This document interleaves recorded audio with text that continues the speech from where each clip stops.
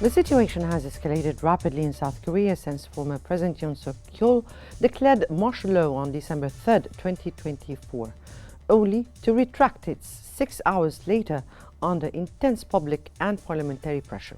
Despite the retraction, the fallout has been severe, with the opposition Democratic Party calling for his immediate arrest after a corruption investigation office failed to execute a warrant against him.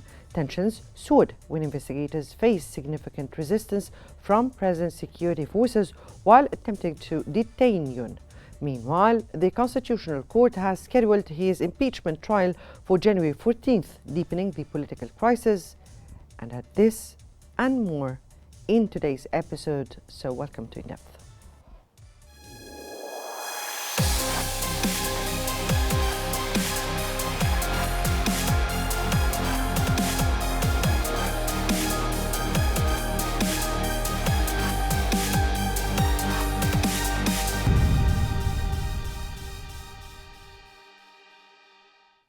U.S. Secretary of State Antony Blinken will visit South Korea next week amid political turmoil following President Yoon Suk-yeol's controversial martial law decree. The Japan Times reported that Blinken's trip, likely his final international visit before President-elect Donald Trump's return, will also include stops in Japan and France. In Seoul, Blinken will meet with Foreign Minister Cho Ta-yul to discuss the South Korea-U.S. alliance, regional security, and North Korea, while emphasizing U.S. support for South Korea's democracy. Blinken's broader Asia and Europe tour aims to strengthen U.S. alliances, including with Japan on security issues and France on global crises, such as the Russia-Ukraine conflict.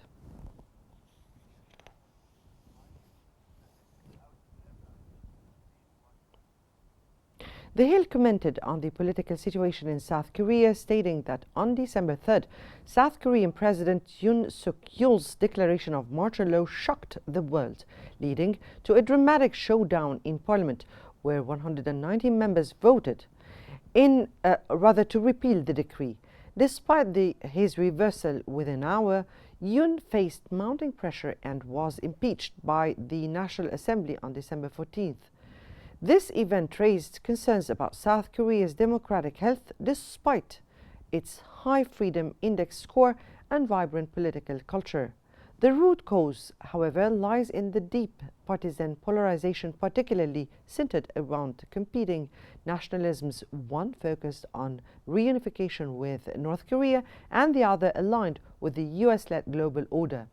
This polarization distorts democratic norms and threatens the country's political stability, offering a cautionary tale for both South Korea and the US.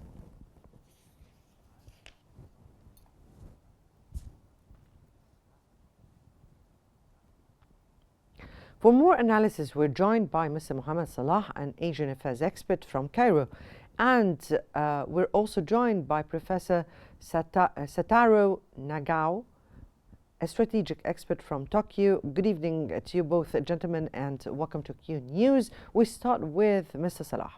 What does former President Yoon Suk-yeol's brief imposition of martial law on December 3rd reveal about the state of South Korea's political stability?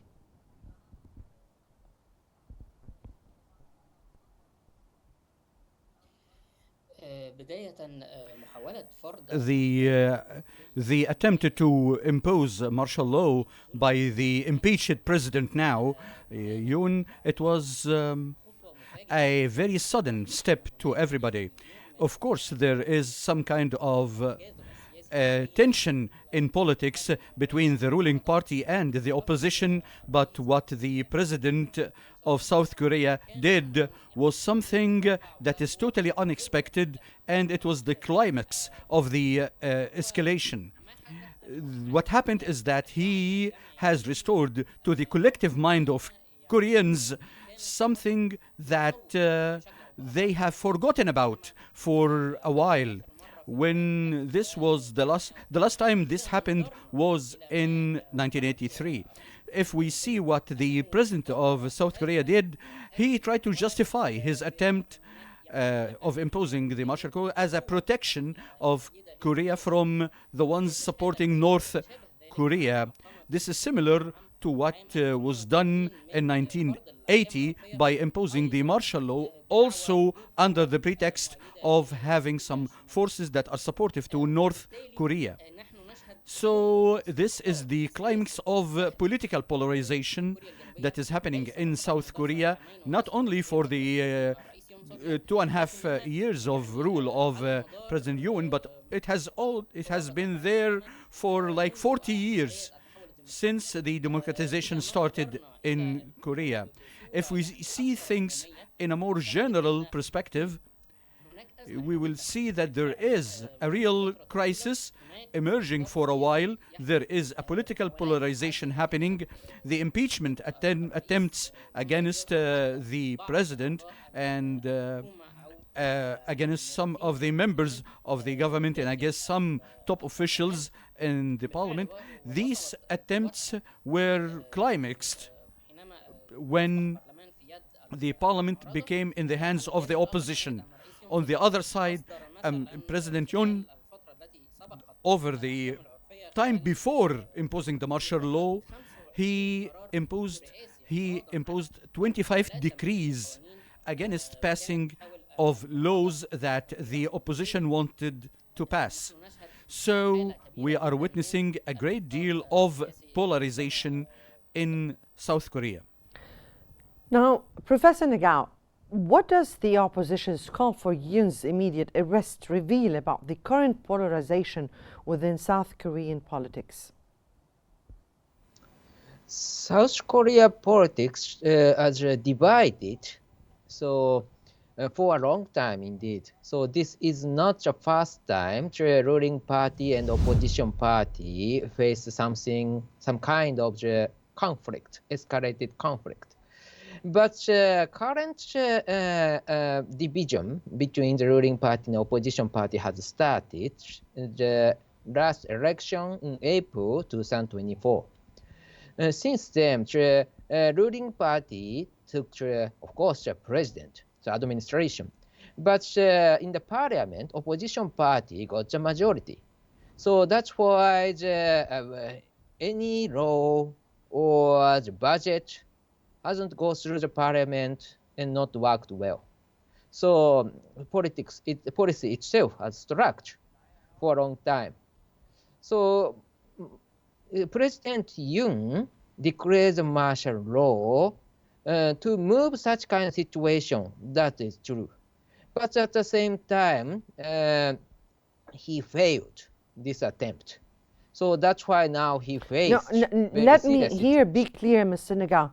You mean here that President Yoon imposed the martial laws just to make or to control this polarization? This is what your answer? Yeah, there is a high possibility the domestic politics is the reason to declare the martial law. So my view from the current situation, that is true, I believe. Right. Back to you, Mr. Salah. And how significant is the Constitutional Court's decision to expedite the impeachment trial of former President Yoon, and what might this suggest about the court's role in maintaining checks and balances?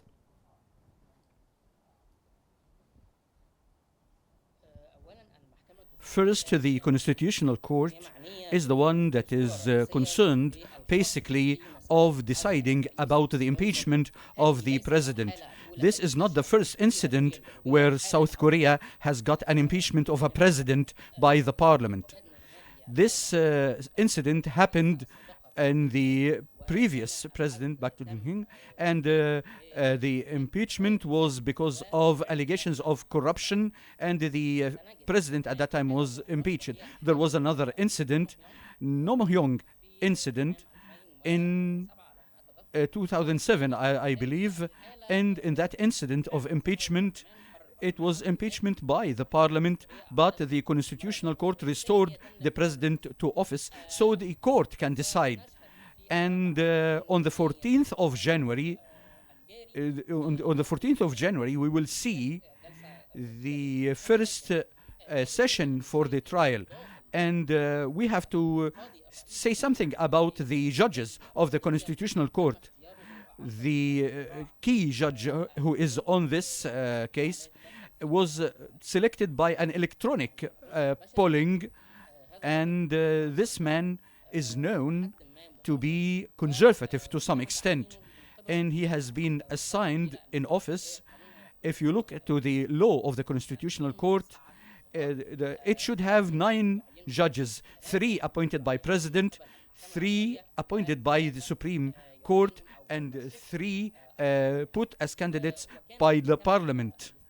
The Constitutional Court has got only 6 because the 3 to be appointed by Parliament were not there over the previous time. And this is the point of departure between the ruling party and the opposition, and between the former acting president who was also impeached, Han Duck-soo, impeached by the opposition in parliament. It was about appointing the 3 remaining judges. There were 3 candidates forwarded. One of them was endorsed by the ruling party, and 2 were endorsed by the opposition. Han Duck-soo rejected and was rejecting their appointment till there is a consensus made between the different parties to appoint these 3 judges. And this is the key reason that led in the end to the impeachment of that president over the previous days. And the second acting president, Samok, he actually appointed 2 out of the 3. 1 female judge was forwarded by the opposition, and 1 judge forwarded by the ruling party, and the third one, Main-hyo, he said he would be appointed if there is a consensus between the ruling party and the opposition. And here again, we need to point to something very crucial, which is the issue of the legal interpretations on these matters. The ruling party used to say that the acting president cannot appoint judges to the to the Constitutional Court. When the opposition moved and said that it will be impeaching the acting president, the ruling party said that the opposition cannot do so except with 2/3 majority because he is an acting president. And so there were different legal interpretations of the laws by the ruling party and the opposition according to their own perspectives. And this also signals the political polarization present. Indeed. Now, yes. the court has 8 judges, and we are waiting.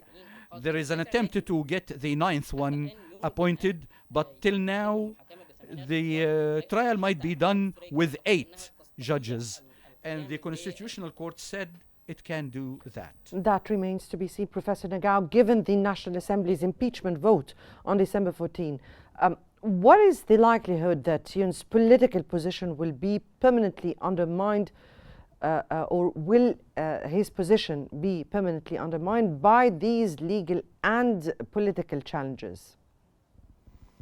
When we check the historical record of the judges' verdict in the South Korea politics, indeed they are affected by the public opinion. And currently 70% of the public opinion support impeachment. So that's why for the President Yoon, this situation is very serious. He will losing the power, I think. So within the 6 months from the December last year,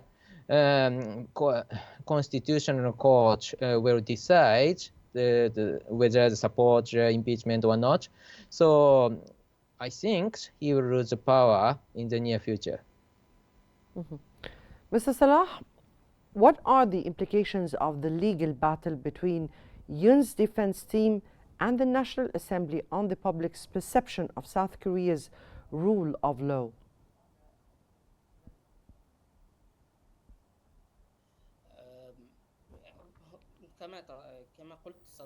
As I said before, there is a political polarization happening. So every party is trying to prove its own point of view about the impeachment of the president and about the constitutional court. And even what we see in the current stage regarding the attempt to arrest the president, to interrogate him about the issue of the allegations of rebellion. Till now, the president did not respond positively to this. So this situation is the accumulation of a long history of contradictions and contrasting legal interpretations about what the laws should be seen like, maybe relying on previous laws, relying on previous incidents, but in the end, the decisive matter is in the hands of the Constitutional Court. Till now, the UNIAP has been saying that the indicators would say by the investigators that the President Yoon has violated the constitution by declaring martial law because he did not announce the martial laws according to the parameters and conditions of the constitutions, which means that public peace is really threatened and or a case of war erupting. Right. So before we continue, let's take a look on South Korea's escalating political crisis following President Yoon's martial law declaration.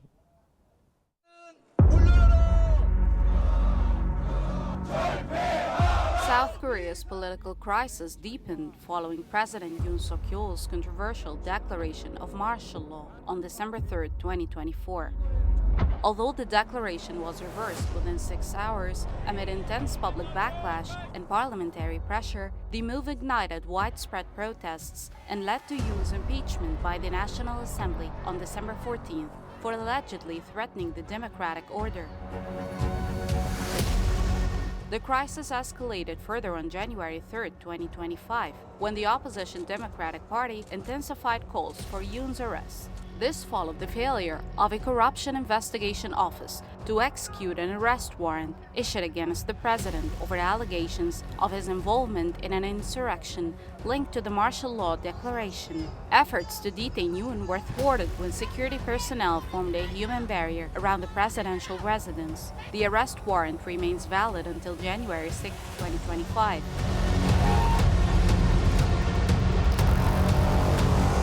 Amid rising tensions, the Constitutional Court has scheduled its first impeachment hearing for January 14, 2025, with additional sessions to follow.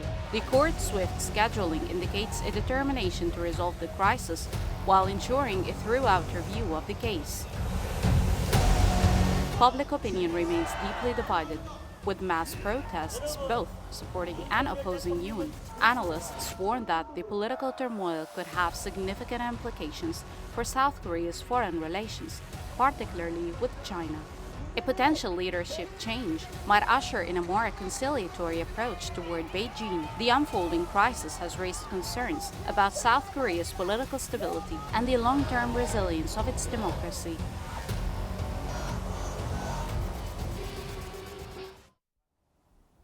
Well, welcome back. And back to you, Professor Nagao. And how will public opinion evolve in response to Yoon's actions and subsequent political turmoil?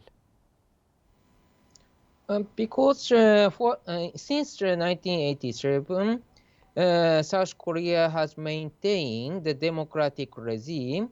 So that's why declaring the martial law, what stopped the democratic process, is not popular in South Korea's people. So that's why even if there are some martial law case or coup case before 1987, people hasn't familiar with this kind of emergency process to change political regime. So, and most importantly, the people will follow the strong leader and successful leader. If the president tried to declare the martial law and failed within the 6 hours, such kind of leader cannot get the popularity from the people. So that's why now people are upset, and President Yoon faced a serious situation. If I may get this situation more clear, you meant here that a strong leader should maintain the situation, and that the population will respond at this very particular time? Yeah, success is very important.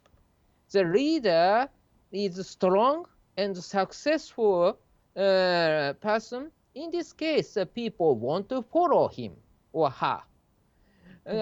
Success is very important. Victory is important. Victory is important for the people. To lead the people, this is needed. But in the case of President Yoon tried to be the victor, but he failed. To declare the martial law, and we need to withdraw within 6 hours. This is not successful story. So that's why the people do not support such kind of leader who failed. We'll get back to you, Mr. Nagao, to speak about polarization here within the South Korean population and definitely assembly. But back to you, Mr. Salah, and what are the implications of this crisis for South Korea's relations with the United States, especially with the expected visit of the U.S. Secretary of State Antony Blinken next week? First, the visit by the Antony Blinken to South Korea and Japan, it is to emphasize the alliance between them and the United States.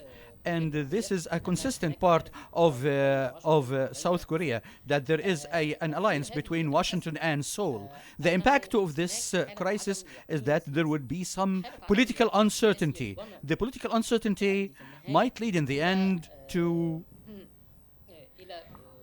it might lead to some that in case President Yoon is impeached and the new elections is made, maybe the liberal or the democratic current would be the ones who rule South Korea in the future. This is quite similar to how South Korea was when Moon Jae-in is the same current political liberal and another president, but President Donald Trump this time is very much focusing on the attempt to regarding the sharing the cost of defense. This is a Trump's argument, and he said he will renegotiate this, despite that South Korea and United States under Joe Biden reached an agreement for 5 years regarding the defense costs. Right, Mr. Yes. Briefly, because we're running out of time, Professor Nagao, what are the potential ramifications for trilateral security cooperations among South Korea, the US, and Japan?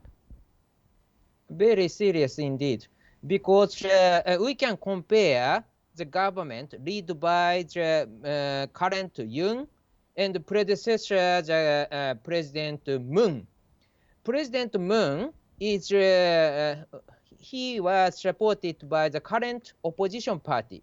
That time, trilateral cooperation of the US, Japan, and South Korea hasn't happened because Japan-South Korea relation was wrong, and the US-South Korea relation is also wrong. And that time, US president was Donald Trump. And now, under the President Yoon, he improved the situation very drastically, because he is a guy who cooperate with the United States and who cooperate with Japan. Indeed, anti-Japan stance is very popular in South Korea, but President Yoon did not use this anti-Japan card. That's why trilateral cooperation has happened. But now President Yoon faces a serious situation, and the current opposition party will be the new government, and that is similar with predecessor President Moon. So. Right. That's why they will choose different course. Trilateral cooperation will face a crisis. That's Right. why Blinken try to go and maintain the situation now. Right, that was Mr. Mohammed Salah, an Asian affairs expert, and Professor Satoru Nagao, a strategic expert from Japan. We thank you both, gentlemen, for your analysis and your insights, and that brings us to the end of today's episode of In Depth. Many thanks for watching, and stay tuned for more updates on Qnews.